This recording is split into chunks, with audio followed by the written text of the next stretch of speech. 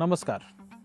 आजकाल सोशल मीडियावरती तुम्ही अनेकदा ऐकलं असेल, 21 दिवसांमध्ये ब्लॉकेजेस संपेल, 21 दिवसांमध्ये आर्टरी स्वच्छ होतील, 21 दिवसांमध्ये हार्ट अगदी नवीन होऊन जाईल.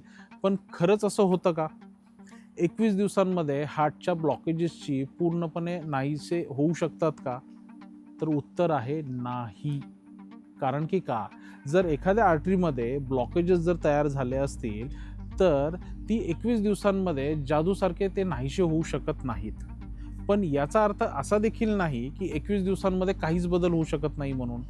खरं म्हणजे जर तुम्ही योग्य दिशेने जर प्रयत्न केले, तर 21 दिवसांमध्ये तुमच्या हार्टची हेल्थ सुधारायला नक्की फायदा होऊ शकतो किंवा नक्की त्याच्यामध्ये परिणाम झालेला आपल्याला दिसून येऊ शकतो. म्हणून आज आपण कोणत्याही मिरॅकल क्युअरबद्दल बोलणार नाही.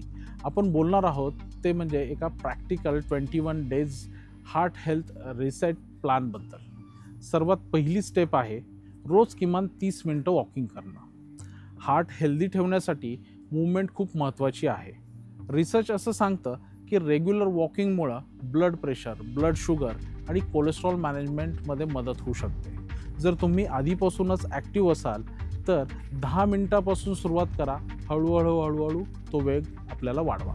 लक्षात ठेवा, परफेक्ट एक्सरसाइज म्हणजे रेग्युलर एक्सरसाइज ही जास्त महत्त्वाची असते. दुसरी स्टेप, प्लेटचा अर्थ अर्धा भाग व्हेजिटेबल्सने भरा. ओके, प्लेटचा अर्धा भाग व्हेजिटेबल्सने भरा म्हणजेच नेमकं काय? तर तुमच्या आहारामध्ये व्हेजिटेबल्स जास्त असणं गरजेचं आहे. अनेक लोक मेडिसिन्स वेळेवर घेतात पण डाएटकडे दुर्लक्ष करतात. प्रत्येक मीलमध्ये अर्धी प्लेट व्हेजिटेबल्सनी किंवा सलाडनी ठेवण्याची सवय लावणं गरजेचं आहे. व्हेजिटेबल्समध्ये फायबर्स खूप भरपूर प्रमाणात असतात. फायबर्स हे कोलेस्ट्रॉल्स, मेटाबॉलिझम आणि गट हेल्थसाठी खूप महत्त्वाचे मानले जातात. आणि जेव्हा फायबर वाढलं जातो तेव्हा अनहेल्दी स्नॅकिंगसुद्धा कमी होऊ शकतं. तिसरी स्टेप, शुगरी ड्रिंक्स किंवा प्रोसेस केलेलं फूडपासून थोडंसं आपल्याला ब्रेक घेणं गरजेचं आहे. कोल्ड ड्रिंक्स, पॅक्ड ज्यूसेस किंवा बेकरी प्रोडक्ट्स किंवा अल्ट्रा प्रोसेस फूड्स शरीरातलं इन्फ्लामेशन किंवा मेटाबॉलिक प्रॉब्लेम्स वाढवू शकतं. पुढील 21 दिवसांसाठी हे जर पदार्थ आपण कमीत कमी वापरण्याचा प्रयत्न केला तर डेफिनेटली आपल्याला फायदा होऊ शकतो. अनेक लोकांमध्ये फक्त या बदलामुळे एनर्जी आणि डायजेशनमध्ये फरक जाणवून येतो. चौथी स्टेप, स्लीपला प्रायोरिटी देणं खूप गरजेचं आहे. हार्ट हेल्दी बद्दल बोलताना अनेक लोक डाएट आणि एक्सरसाइज याच्यावरच जास्त भर देतात, परंतु स्लीप पॅटर्नकडेही अनेकदा आपलं दुर्लक्ष होत असतं. पुअर स्लीपमुळं ब्लड प्रेशर, वेट गेन होणं, स्ट्रेस हार्मोन्स किंवा ब्लड शुगर लेवल याच्यावरती परिणाम झालेला दिसून येतो. रोज 7 ते 8 तासाची क्वालिटीवाली स्लीप घेणं खूप गरजेचं आहे आणि त्यासाठी आपल्याला प्रयत्न करणंही खूप महत्त्वाचं आहे. 5वी स्टेप, स्ट्रेसकडे दुर्लक्ष करू नका. म्हणजे स्ट्रेस फक्त मनावरच नाही तर हार्टवरही परिणाम करू शकतो. आज क्रॉनिक स्ट्रेसचा संबंध अनेक मेटाबॉलिक आणि कार्डिओव्हॅस्क्युलर प्रॉब्लेम्समध्ये सोबत जोडला गेलेला आहे.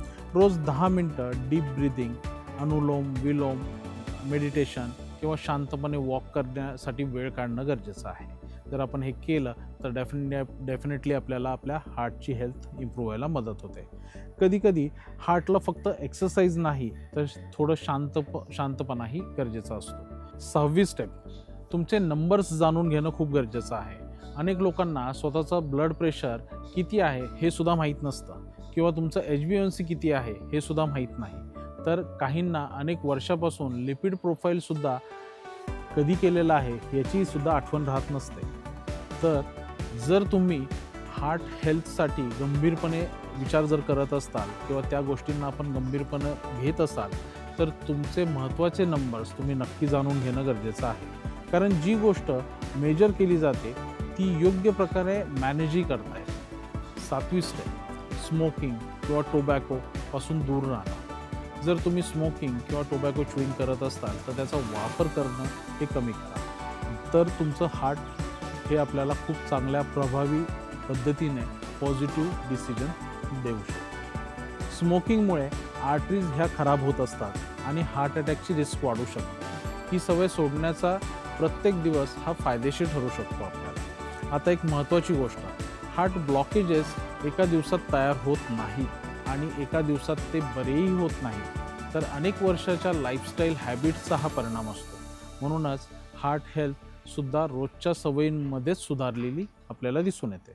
21 दिवसांमध्ये ब्लॉकेजेस नाहीसे होणार नाहीत, परंतु 21 दिवसांमध्ये तुम्ही एक नवीन आणि योग्य दिशा घेऊन नक्कीच त्याला सुरुवात करू शकता. ब्लड प्रेशर सुधारू शकतं, एनर्जी वाढू शकते, वॉकिंग कॅपॅसिटी वाढू शकते, ब्लड शुगर लेवल्स चांगल्या कंट्रोलमध्ये यायला सुरुवात होऊ शकते आणि सर्वात महत्त्वाचं म्हणजे तुम्ही तुमच्या हार्टसाठी चांगल्या सवयी निर्माण करू शकता.